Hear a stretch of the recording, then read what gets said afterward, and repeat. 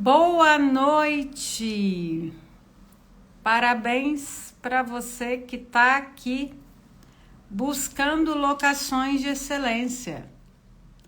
Só por estar aqui buscando locações de excelência, você já está saindo na frente da sua concorrência. Oi, Francis, tudo bem?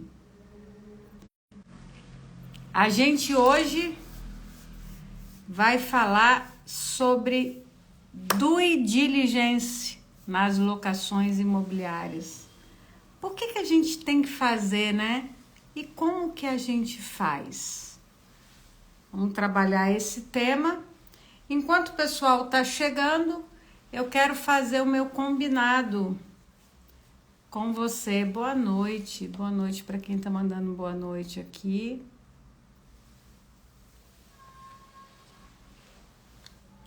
Parabéns, Raquel, pelos ensinamentos. Obrigada, Marcelo. E aí, deixa eu fazer...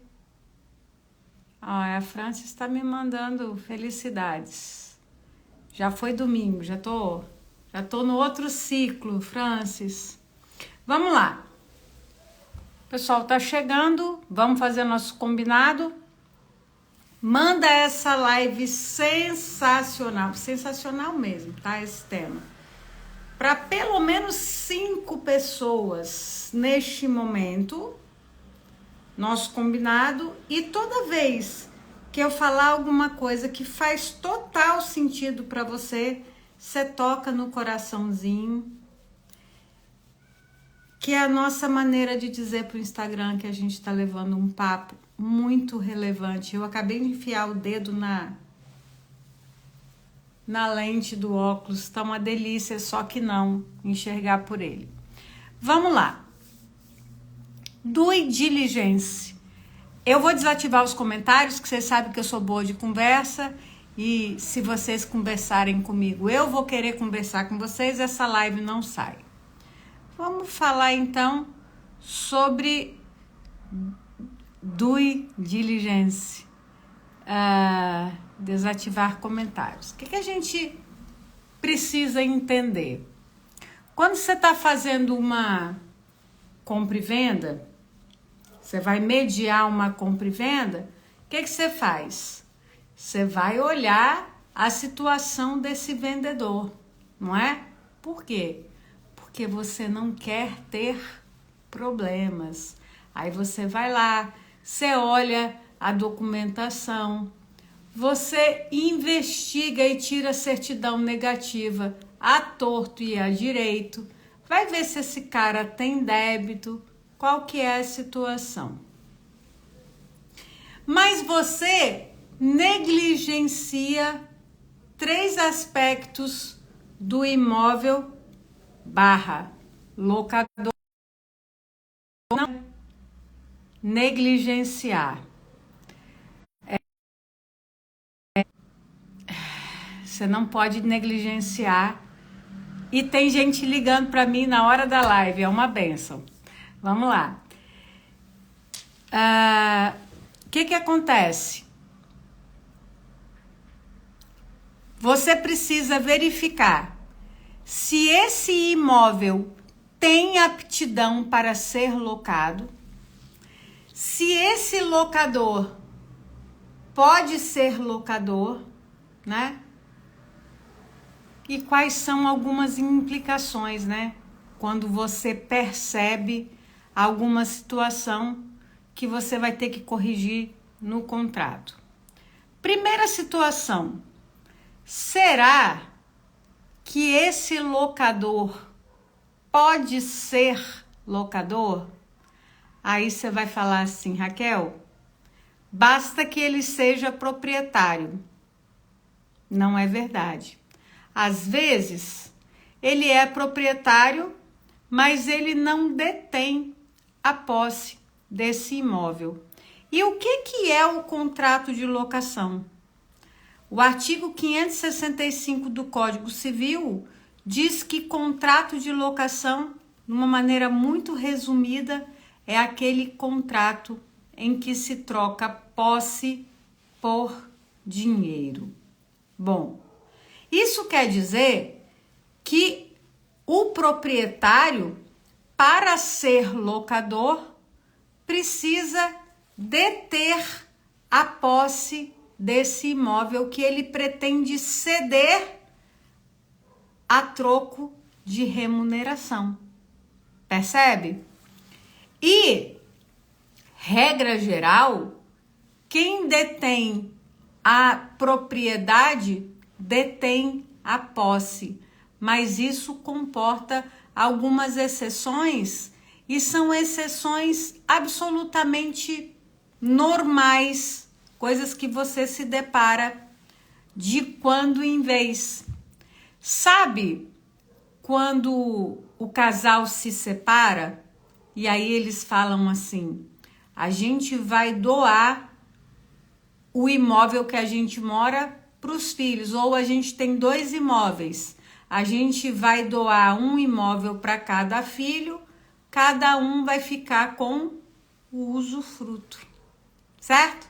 Então, eles socorrem a necessidade de moradia, né?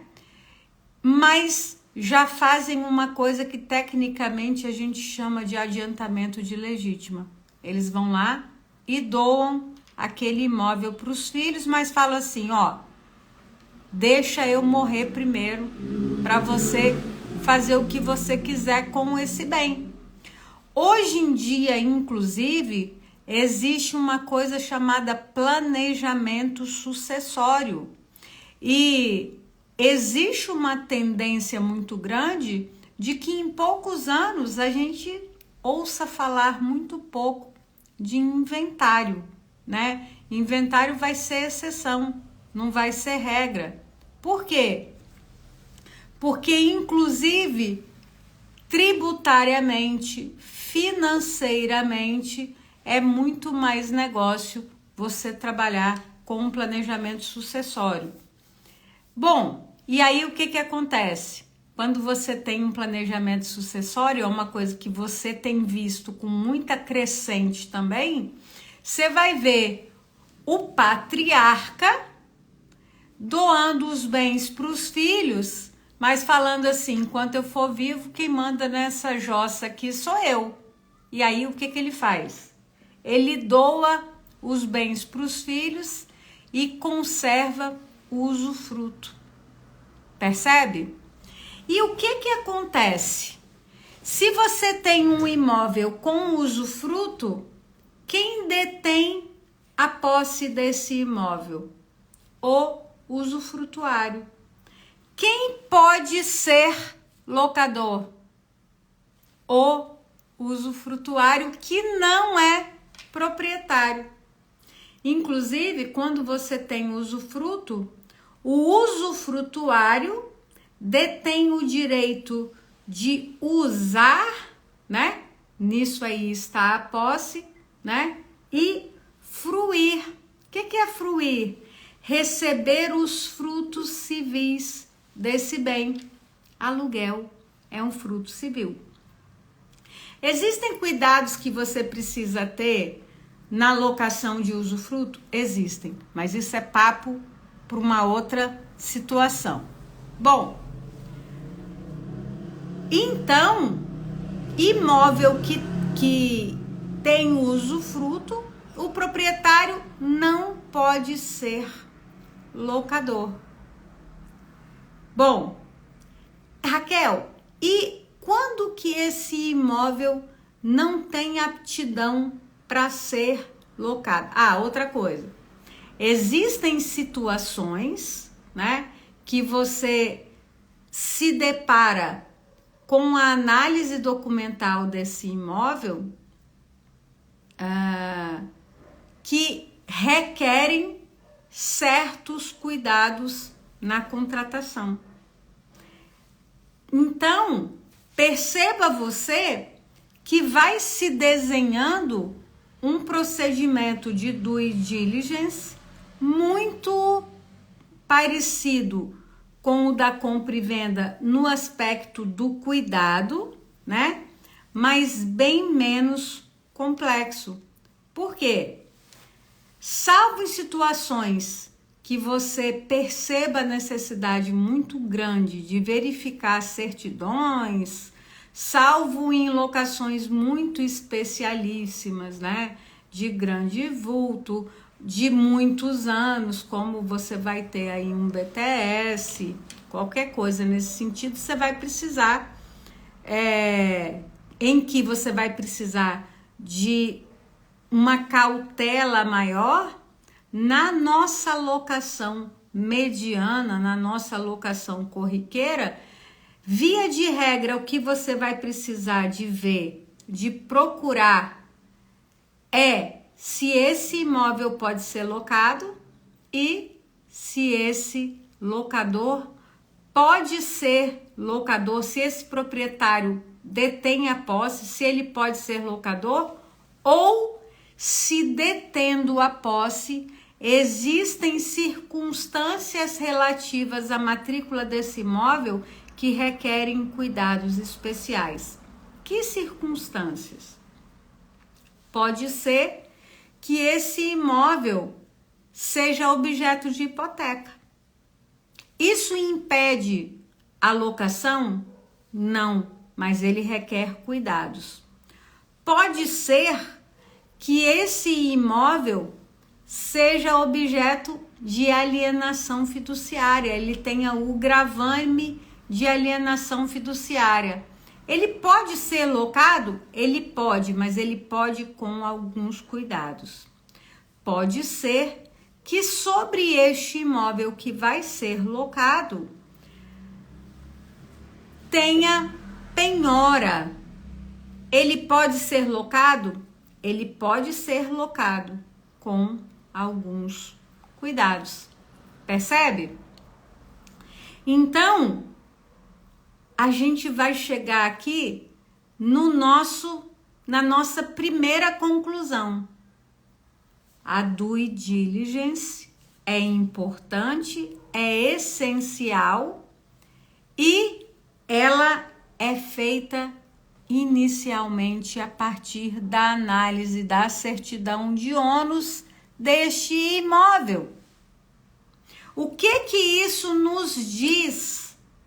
Você não pode, em tempo algum, administrar uma locação sem fazer a análise documental desse imóvel. Percebe? Existem outras circunstâncias que podem influenciar na locação? Existem. Por exemplo, direito de uso. Direito de uso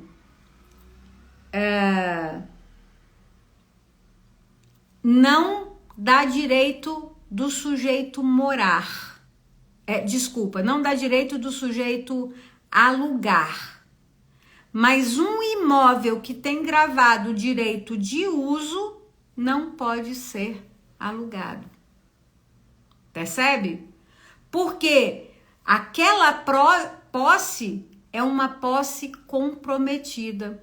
Aonde que estão essas informações? Na matrícula do imóvel. Bom, e pode acontecer de você puxar esse fio da meada, descobrir uma penhora e precisar fazer uma análise do processo onde existe essa penhora. Percebe? Pode acontecer de você descobrir um imóvel que tem alienação fiduciária, mas que tá tudo ok, né? Agora, pode acontecer, e você vai fazer essa locação com os cuidados pertinentes à contratação de locação com alienação fiduciária, e pode acontecer de você se deparar com um imóvel que tem alienação fiduciária e que já foi instaurado um procedimento de consolidação de propriedade. Você pode alugar esse imóvel? De jeito nenhum. Por quê? É uma questão de tempo para esse imóvel ser retomado ou passar por um leilão extrajudicial, né? Aí você vai ter que tomar alguns cuidados. Raquel, você tem certeza que eu posso alugar um imóvel que tem penhora? Tenho. Eu já fiz. A questão é como você vai fazer isso. Aconteceu uma vez de um locador chegar na imobiliária e falar assim: olha, eu tenho um passivo trabalhista muito grande, tenho muitos bens, não sei por quanto tempo eu vou ter esses bens. Meu advogado está recorrendo de tudo e a gente ainda vai ganhar alguns anos. Mas enquanto eu estiver com esses imóveis, eu quero ganhar dinheiro com eles, eu quero explorar esses imóveis ao máximo, mas eu já sei que eu vou perder esses imóveis, que eu não vou conseguir, eu só estou ganhando tempo, eu vou perder esses imóveis. E aí, o rapaz do setor de contratos me ligou, falou: doutora, eu posso fazer essa locação? Eu falei: pode, só que você tem que abrir o jogo para o locatário. E aí, o que acontece? Quando você tem uma circunstância que te indica que essa locação pode ser rompida a qualquer tempo, você precisa dar ciência, mas não basta dar ciência. Você precisa reequilibrar essa situação de desvantagem no contrato de locação. Como? Financeiramente. Então, o que eu falei para ele? Pode fazer essa locação sim. Dê ciência para o locatário e ofereça um desconto no aluguel. Quanto vale essa locação? Algo tipo, uma das locações, né, eram vários imóveis. Um imóvel que valia R$ 1.500 estava sendo locado com 15%, 20% de desconto. E como que você faz esse reequilíbrio no contrato?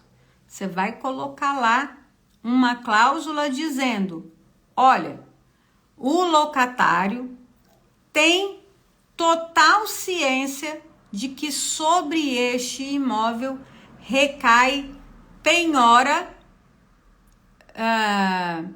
judicial e que, em razão da possibilidade da rescisão prematura da locação, que é uma situação que o locatário aceita voluntariamente, ele está tendo um desconto de X% no aluguel. Percebe? E aí, aquela situação que poderia significar uma violação contratual do locador passa a ser uma coisa de carta clara sobre a mesa, com inequívoca vantagem para o locatário. Ou, se não há vantagem, há uma compensação. Ele não foi enganado e ele aceitou porque aquilo parecia vantajoso.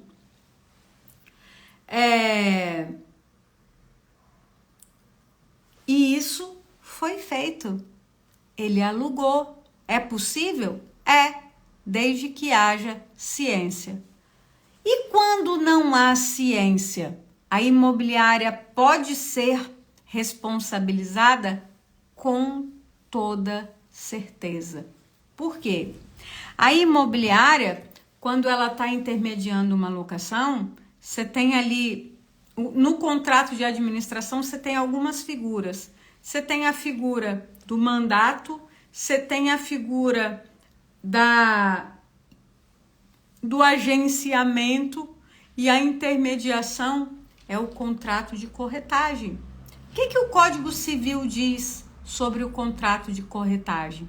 Ele fala assim: pelo contrato de corretagem, o corretor se obriga a agir com diligência e prudência e alertar as partes sobre os riscos e as vantagens do negócio.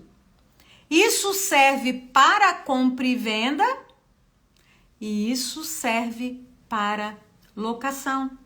Quer ver uma coisa? A análise, o due diligence da locação, quando você tem, por exemplo, a questão da locação comercial, tá na conta da imobiliária verificar a questão de aquele imóvel naquela localidade poder servir a uma locação comercial. Tem tudo a ver com zoneamento, né? Tem tudo a ver com a condição desse imóvel de receber um alvará. Por quê? Lá, quando a gente olha o artigo 22, você vê as obrigações do locador e você vê com muita força o que pode espirrar na imobiliária em relação a estar intermediando uma locação em que o imóvel não está em condições. Vamos lá, artigo 22, inciso 1 da Lei do Inquilinato, fala que o locador tem obrigação de ceder o imóvel em condições de servir a uso, aquecer, destina. Quando você está fazendo a intermediação de uma casa para fins comerciais, você tem que ver se naquela região aquele imóvel pode ter uma destinação comercial. Essa semana eu respondi uma caixinha, acho que foi semana passada, uma caixinha sobre imóvel que não tem habite-se. E aí eu falei assim, pela lei, o imóvel que não tem habite-se não pode ser objeto de locação. Só que isso é no mundo ideal. Por quê? No mundo real, eu sei e você sabe que existem cidades em que 80%, 90% dos imóveis não tem habite-se, porque eles são irregulares. E o que acontece? As prefeituras fazem vista grossa, porque elas precisam arrecadar. Então, muitas vezes, a falta de habite-se, isso vai variar de cidade para cidade, de localidade para localidade, às vezes a falta de habite-se não vai impedir a destinação da locação. Mas, regra geral, vai. Às vezes, ele é um imóvel que precisa de adaptações para receber um alvará. Para receber um alvará do Corpo de Bombeiros, para receber um alvará da prefeitura, um alvará de funcionamento. E quando a gente se depara com esse tipo de situação, esse imóvel não tem aptidão para ser locado. Mas vamos focar na questão documental, né? Aquelas situações em que a matrícula sugere que ou aquele imóvel não pode ser locado ou que ele não pode ser locado de qualquer maneira. Vamos lá. Hoje eu fiz um post sobre imóvel alugado que foi a leilão, que foi uma pergunta que chegou para mim. A pessoa está apavorada porque o imóvel está alugado e foi a leilão. O que acontece? Muito provavelmente não foi feita essa análise documental desse imóvel, tá? Por quê? Porque um imóvel, ele não vai a leilão da noite para o dia. E veja, se você tem um imóvel com alienação fiduciária, na verdade, não ficou claro na pergunta para mim se ele é um imóvel que foi a leilão em processo ou se ele é um imóvel que foi a leilão extrajudicial no caso de de alienação. Então vamos pensar em duas circunstâncias. Se esse imóvel foi a leilão numa asta pública, olha, eu vou te dizer com segurança, dificilmente isso aconteceu depois do início da locação. Por quê?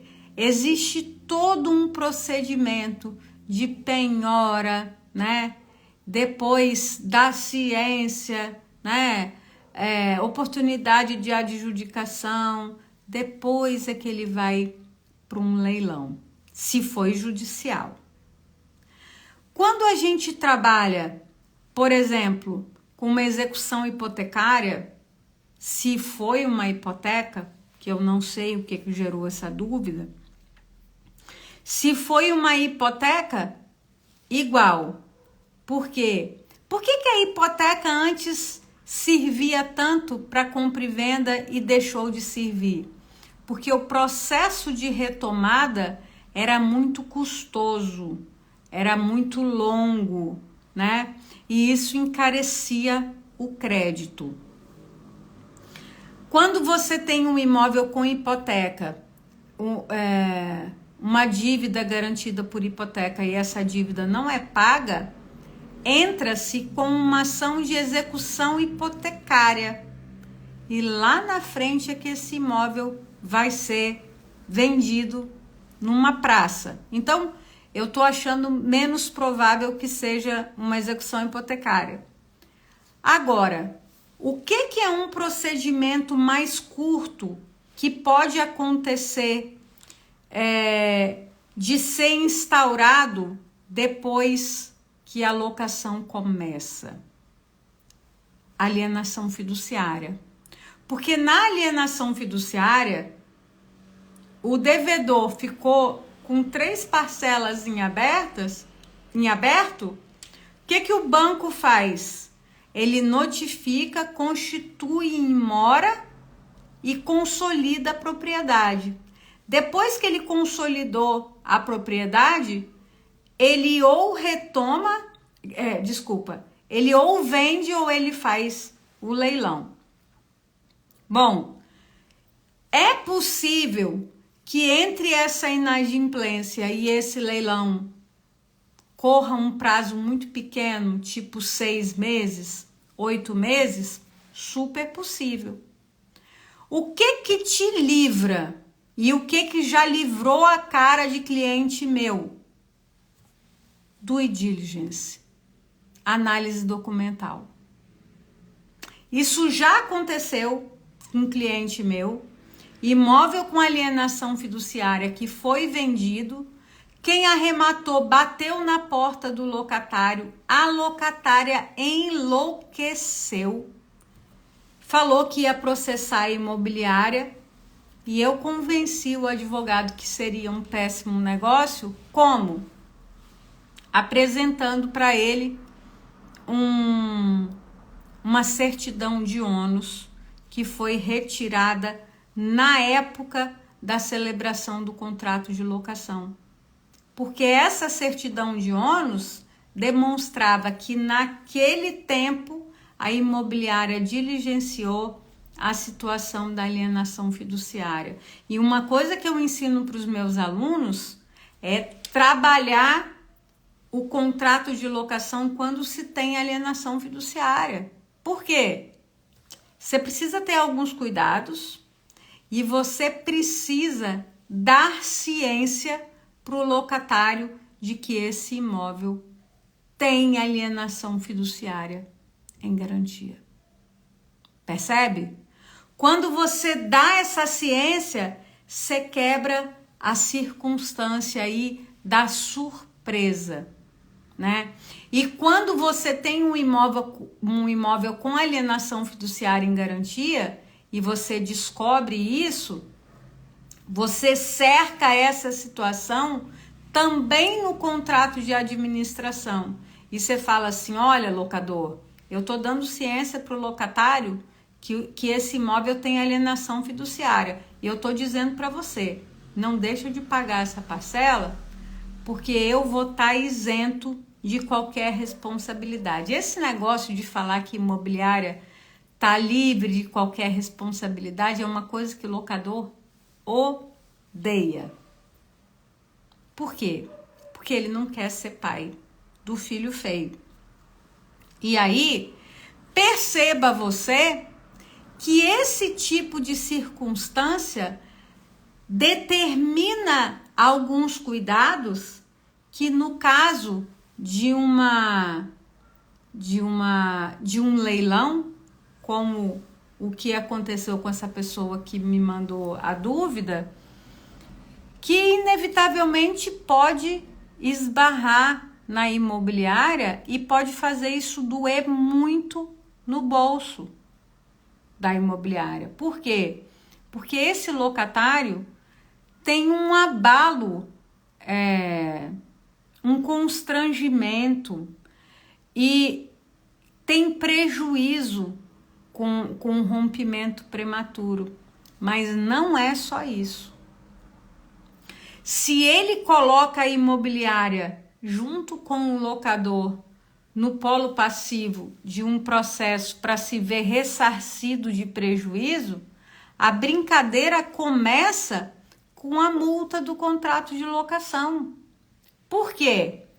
Porque quando o locatário tá lá bonitinho no imóvel e aparece um sujeito, bate na porta dele e fala assim, desocupa porque eu arrematei esse imóvel num leilão, né? O que acontece? Acontece uma violação legal e uma violação contratual também. Por quê? Porque o artigo 22, se eu não me engano, no inciso 2 da Lei do Inquilinato, fala que o locador é obrigado a garantir o uso pacífico do imóvel locado. Ele precisa garantir que aquela posse seja uma posse pacífica. Ninguém vai tumultuar o exercício daquela posse. E o leilão do imóvel locado viola essa obrigação do uso pacífico, da garantia do uso pacífico do imóvel locado. Então, o que é então a due diligence? Amigo, você vai alugar um imóvel, você fez a captação de um imóvel, você vai ter que solicitar a certidão de ônus, olhar o que tem ali saltando da certidão de ônus em relação à averbação. Tem uma alienação fiduciária? Olho nisso. Tem penhora? Olho. Tem hipoteca? Olho. Algumas coisas não comprometem, né? A maioria das coisas não vão comprometer a destinação da locação, né? Mas vão requerer cuidados.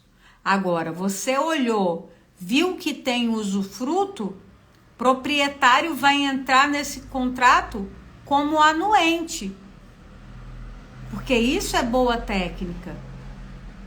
Por isso que eu ensino lá no treinamento Locação Blindada, o que você faz quando você tem um imóvel com usufruto. Não é só o cuidado de saber que quem pode ser locador é o usufrutuário, é o cuidado em relação ao nu proprietário. Por quê? Porque o usufruto não é um direito real que se transmite para herdeiro, né? Pode acontecer do usufrutuário morrer. Se o usufrutuário morrer, cessa o usufruto. Pode acontecer do usufrutuário renunciar o usufruto. E aí, aquele sujeito que podia ser locador, que é o usufrutuário, perde essa condição. E o que você vai ter? Um negócio muito do mal ajambrado se você não tiver garantido isso no contrato. Só que, amigo, você não tem bola de cristal. Então, existem rotinas que precisam ser incorporadas, existem cuidados, existem checklists, né? Na locação que você não pode descuidar. Quando a gente pensa em processo, né? Processo, não processo judicial, processo locativo, a gente tem que pensar na locação como um fluxo, né? Pensa que você pegou uma corda, vou pegar aqui o fio do carregador do meu celular para te mostrar, ó. Pensa numa corda que você fez assim, aqui começa a locação. Aonde que é o cuidado? Aonde que tem que começar o seu processo? Na captação. Se você é advogado de imobiliária e tá nessa live, saiba que não vai rolar você prestar um bom serviço de assessoria jurídica se você não conhecer o fluxo da locação. Você tem que conhecer o outro lado. Não é o lado do gabinete. Não é o lado das leis. Amanhã eu vou dar um curso na OAB aqui do Espírito Santo falando sobre advocacia extrajudicial em locações. Quando a gente olha para trás e analisa o histórico de locações no país, seja em nível macro, né? Olhando de cima, olhando as leis, olhando o movimento de mercado, seja em nível micro, olhando para dentro das imobiliárias, você vai ver que a legislação e o mercado conversam o tempo todo. O processo locativo, ele evolui e ele precisa evoluir. E se você é gestor de locações e tá achando que você vai conseguir ficar em 1900 e bolinha, eu sinto muito, você não vai. Se você é advogado que assessora imobiliário e tá achando que você vai conseguir advogar do jeito antigo, sinto muito, não vai. E aí pensa, fez a captação, você tem que ter esse cuidado aqui. Não ofereça esse imóvel em anúncio sem saber se esse imóvel tem aptidão para ser locado, sem saber se esse locador pode ser locador e sem entender o que você precisa fazer em cada circunstância. Quando a gente pensa então em processo, é muito mais do que gestão empresarial. Por quê? Gestão empresarial, que é duro de aprender, né? Eu tô lá no Empresa Autogerenciável, aprendendo com o Marcelo Germano. É duro, gente. É muito mais. Quando você pensa em processo locativo, é muito mais do que gestão empresarial. Você pode aplicar gestão empresarial? Pode. Mas você tem que fazer muito mais. E aí, você vai ter que ter processo. E quando você define, estrutura o processo locativo na sua imobiliária, você tem que fazer ele ser ágil. Como é que você faz esse negócio ser ágil? Criando rotinas, checklists, não confiando na sua cabeça, porque o HD vive carregado. Então você tem que saber lá o que eu tenho que fazer para analisar a documentação desse imóvel. Eu tenho que procurar isso, isso e isso. Se eu encontrar isso, eu vou fazer aquilo. Por quê? Se eu não fizer e isso der um problema lá na frente, eu vou ser responsabilizado. E eu também não quero ser pai de filho feio. Por isso que a gente fala tanto de blindagem, porque isso é antecipação. Aí você tem lá o fluxo da locação que funciona a partir da captação. Aí você vai ver se esse imóvel está em boas condições.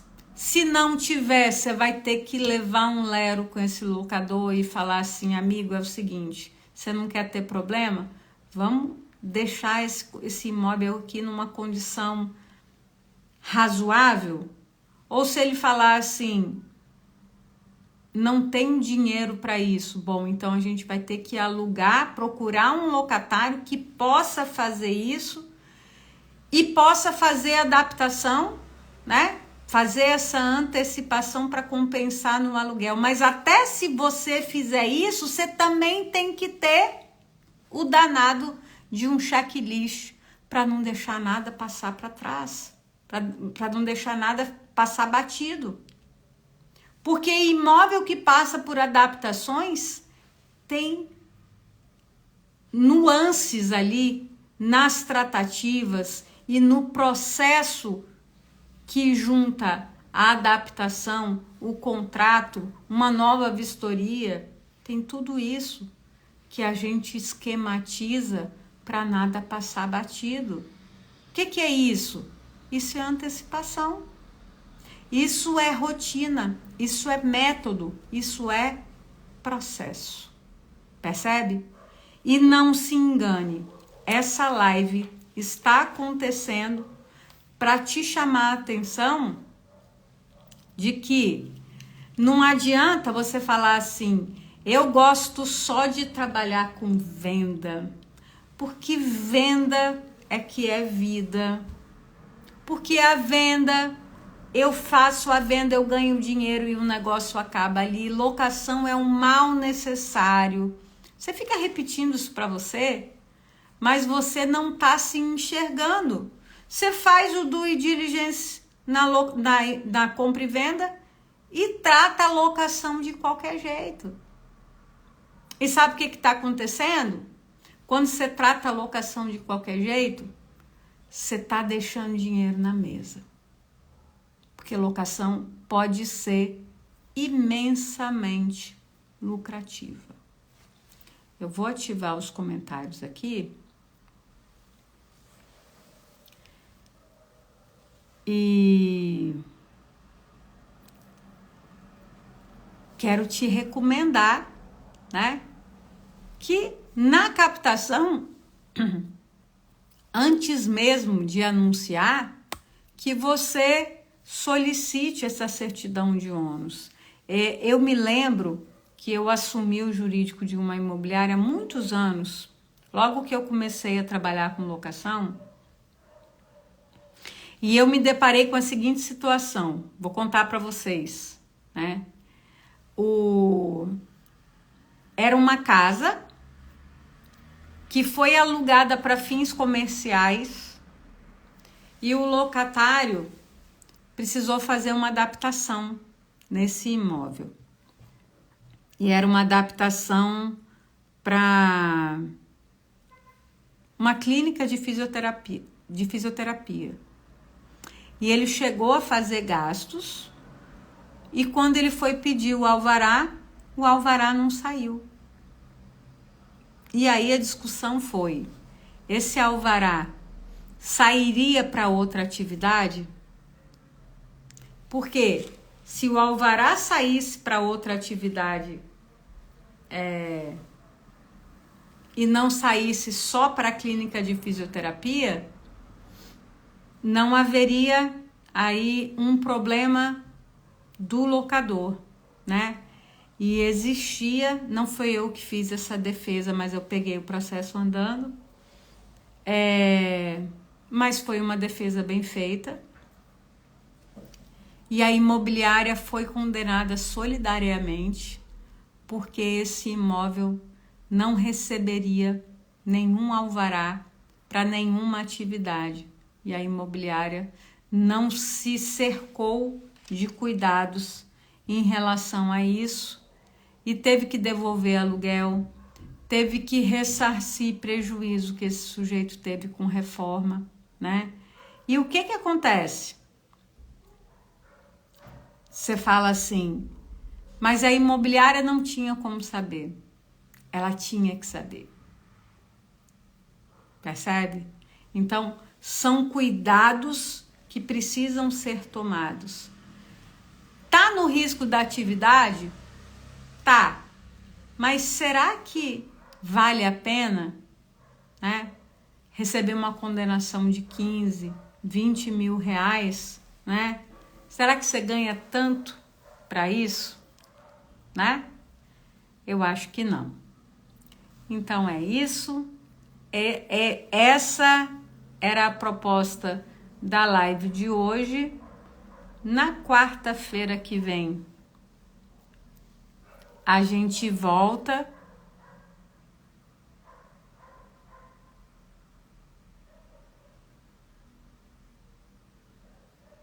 Leonardo está falando aqui. Imaginava que a situação de um imóvel locado e a leilão se equiparasse a uma venda normal de imóvel locado, onde o adquirente do imóvel, como participou do contrato, não tem a obrigação, como não participou do contrato, não tem a obrigação de cumpri-lo.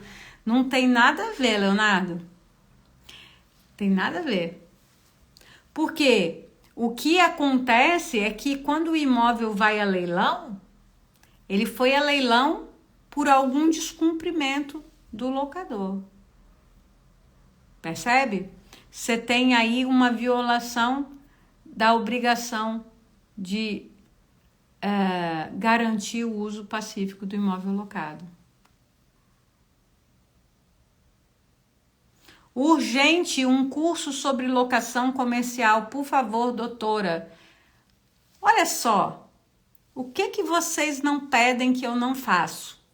Dia 16 de setembro, eu vou fazer uma imersão sobre locação comercial. A gente vai falar de técnica, nós vamos falar de fundo de comércio, de indenização de fundo de comércio, tudo que envolve locação comercial, incluindo uma oficina de contrato de locação comercial, vai acontecer. Quem é aluno vai ganhar essa imersão. Se você não é aluno, olha só, gente, vai ser o dia todo. Vai ser um sábado de 9 às 11h30, 9h30 às 11h30, e depois a gente volta de tarde, de 2 às 5. Né? Então, a gente vai ter 2 blocos, um de técnica, um de prática. Esse curso, eu vou fazer uma promoção sensacional. Ele vai sair aí pela bagatela de R$70. Muito barato. Porque essa é uma carência, né? Então vai ser só para cobrir custo mesmo, tá? Fica atento que a gente vai divulgar.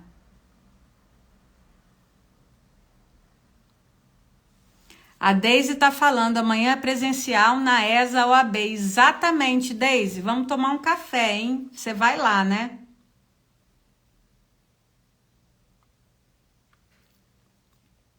Bom. Aí eu não sei, Pris. Ó, a Pris tá falando que vai ter vaga para essa imersão na semana que vem. Exatamente. Ó, estou com um caso desses de locação de imóveis penhorados. Já assumi a locação assim. Tem que ver se você pegou o bonde andando, se quem iniciou essa locação iniciou do jeito certo, né? Tem que ver como é que foi isso aí. Pode mudar a data? Não, não. Mas quem comprar o curso vai assistir ao vivo e depois do dia 25 vai receber a gravação. Tá bom? É isso, gente. Como a gente pode saber sobre se pode ou não montar determinado comércio no local? Você vai olhar o zoneamento na prefeitura. Penhora há mais de 20 anos. É complicado isso aí. Penhora costuma demorar um pouco mais. Você precisa saber há quanto tempo essa penhora foi feita, né? E a gente não pode ser surpresado. Blindagem e antecipação, né? É isso, gente. Boa noite para vocês. Aproveitem bem. Quarta-feira eu ainda não defini qual é o tema da live de quarta, tá? Se alguém quiser sugerir, pode sugerir. O que eu tenho para falar sobre quarta-feira? Sobre a live. Essa live vai ficar gravada só até a próxima live, tá? Então, quem for assistir depois, assista, faça as suas anotações. A gente se vê. Um beijo.